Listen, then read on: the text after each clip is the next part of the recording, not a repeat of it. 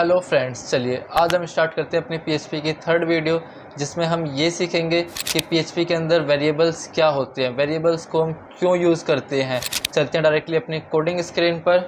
What are variable. अगर हम बात करें वेरिएबल की कि वेरिएबल क्या है, तो वेरिएबल लाइक अ एम्पटी कंटेनर, जिसके अंदर हम अपनी वैल्यू को स्टोर कर सकते हैं। जैसे कि हमने अपने प्रीवियस वीडियो में ये सीखा था कि हम पीएचपी के अंदर अपने कोड को कैसे रन कराते हैं, या फिर हमने पीएचपी के अंदर अगर कोई भी कोड लिखना है तो उसको हम कैसे लिखते हैं। तो अगर मैं बात करूं कि मेरे को प्रिंट कराना है Delhi school of skill development, या फिर मेरे को मान लीजिए कोई भी एक ऐसी चीज़ है जो बार बार प्रिंट करानी है। अगर मान लो एक बार या दो बार लिखना है तो आप इजीली प्रिंट कर सकते हो इको के ज़रिए, लेकिन मैं कहता हूं कि मेरे को एक बार नहीं, दो बार नहीं, चार बार नहीं, 5 बार प्रिंट करानी है, 10 बार प्रिंट करनी है। तो क्या मैं 10 बार बार बार ये लिखता रहूँगा? नहीं।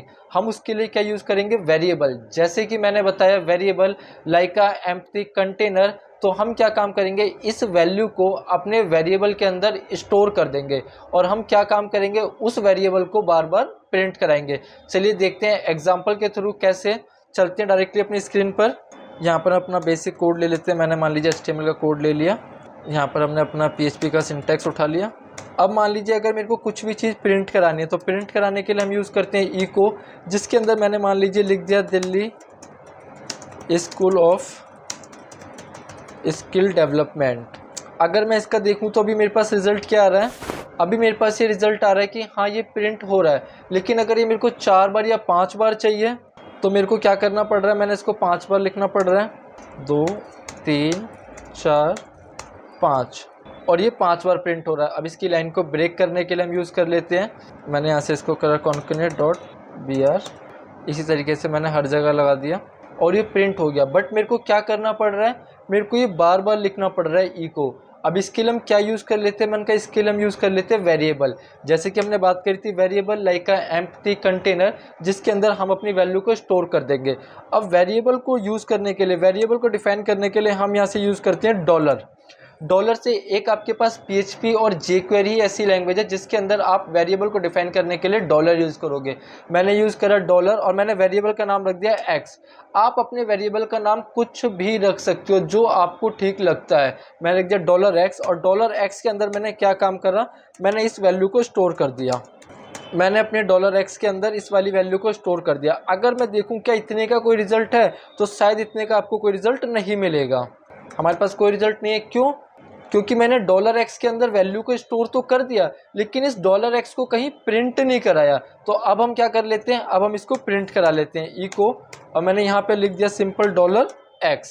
अगर अब रिजल्ट देखें तो ये मेरे पास प्रिंट हो गया। इसका मतलब कि अगर मेरे को अब ये वाली वैल्यू कहीं भी यूज़ करनी है, अगर इस वाली वैल्यू को मेरे को कहीं भी प्रिंट कराना है, तो मुझे पूरी वैल्यू बार बार टाइप नहीं करनी पड़ेगी। मुझे क्या करना पड़ेगा, सिर्फ मैं यहाँ से लिखूंगा $x, और $x के लिखते ही मेरे पास ये मेरी वैल्यू प्रिंट हो जाएगी।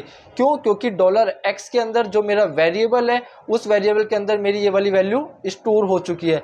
अब ऐसा नहीं है कि इसके अंदर सिर्फ आप यही वैल्यू कर सकते हो स्ट्रिंग, आप इसके अंदर जो चाहते हो आप वो वैल्यू को स्टोर कर सकते हो। एग्जाम्पल मान लो मैंने यहाँ से एक वैल्यू ली, मैंने कहा $x, इसके अंदर मैंने स्टोर कर दिया कोई भी नाम।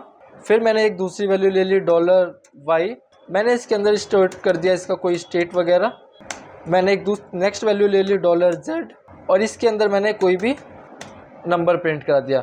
अगर अब मैं चेक करूं, इको एक मैंने प्रिंट करा है यहाँ पर $x, फिर मैंने यूज़ करा इको, मैंने यहाँ पे यूज़ करा $y इको, और मैंने यूज़ कर दिया $z। यानी कि मैंने तीनों इसमें वैल्यू ले रखी है। अगर अब मैं चेक करूँ, ये मेरे पास फर्स्ट डॉलर है। अब इसको हम ब्रेक कर देते हैं,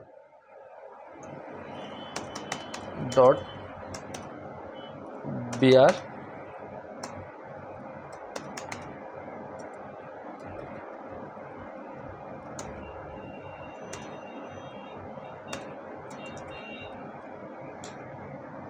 तो आप इसके अंदर स्ट्रिंग वैल्यू, इंटीजर वैल्यू कुछ भी स्टोर कर सकते हैं। अब ये स्ट्रिंग और इंटीजर का है। अब हम ये समझते हैं अपना डेटा टाइप्स की। आपको ये लग रहा हो कि क्यों मैंने ये अपनी वैल्यू को इन्वर्टेड कोट्स में डाला और यहाँ पर जब मैंने नंबर लिखा तो इनको इन्वर्टेड कोट्स में नहीं डाला।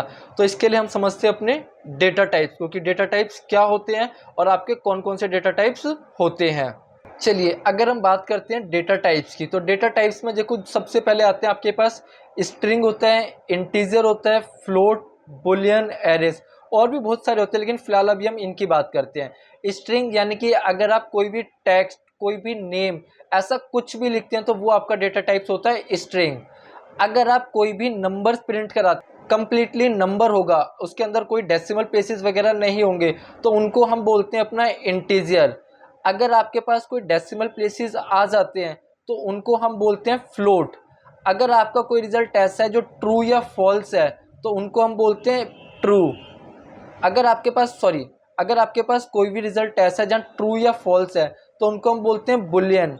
और नेक्स्ट आता है एरे। एरे का यूज होता है, जैसे कि अभी हमने बात करा कि वेरिएबल लाइक अ एम्प्टी कंटेनर, जिसके अंदर हम अपनी वैल्यू को स्टोर कर सकते हैं। तो एरे क्या है, एरे के अंदर हम मल्टीपल वेरिएबल स्टोर कर सकते हैं। जैसे कि वेरिएबल के अंदर हमने 1 2 3 4 वैल्यू डालेंगे, एरे के अंदर आप 10 20 50 पूरे के पूरे वेरिएबल डाल सकते हो। तो ये थे आपके पास आपके डेटा टाइप्स।